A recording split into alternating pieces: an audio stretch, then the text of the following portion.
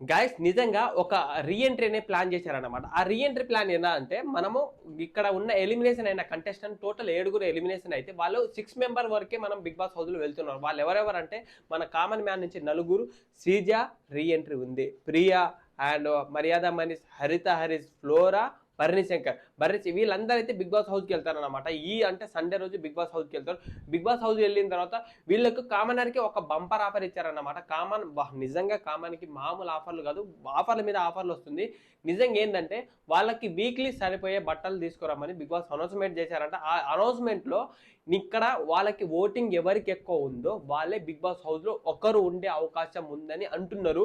ఇక్కడ నా దృష్టి ప్రకారం అయితే వాళ్ళందరిలో ఓట్లు ఎవరు ఎక్కువ పడుతుందంటే శ్రీజ దమ్ముకి ఎక్కువ ఓట్లు పడే అవకాశం ఉంది. అన్ఫేర్గా జరిగింది కదా ఎలిమినేషన్ అని ఓట్లు పడే అవకాశం ఉంది. ఇక నిజంగా గైస్ తను శ్రీజ వచ్చేసి ఎట్లాగో బిగ్ బాస్ హౌస్లో ఉండిపోతుంది. మిగతా కంటెస్టెంట్లు వీళ్ళు 1 వీక్ వరకు ఉంటారా, లేకపోతే 1-2 అవర్స్లో వెళ్ళిపోతారా, 2 డేస్ వెళ్ళిపోతారా అనేది క్లారిటీ తెలియదు. వీళ్ళకైతే ఒక టెనెన్స్ రూమ్ అనేది ప్లాన్ చేశారంట. మన 4 క్లాన్స్కి మన ఓనర్ టెనెన్స్ ఉన్నట్టు ఇప్పుడు టెనెన్స్ రూమ్లో వచ్చేసి 4 కామన్ మ్యాన్స్ వెళ్ళిపోవాలన్నమాట. ఇక్కడ ఫ్లోరా, భరణి శంకర్దే క్లారిటీ లేదు. ఈ క్లారిటీ అనేది రాగానే నేను వీడియో అప్లోడ్ చేసి మీకు పంపిస్తాను. అలాగే బిగ్ బాస్ అప్డేట్ కోసం నన్ను ఫాలో చేయండి మామ. ఫస్ట్ ఫాలో కొట్టు మామ, ఈ లైక్ షేర్ చేయి.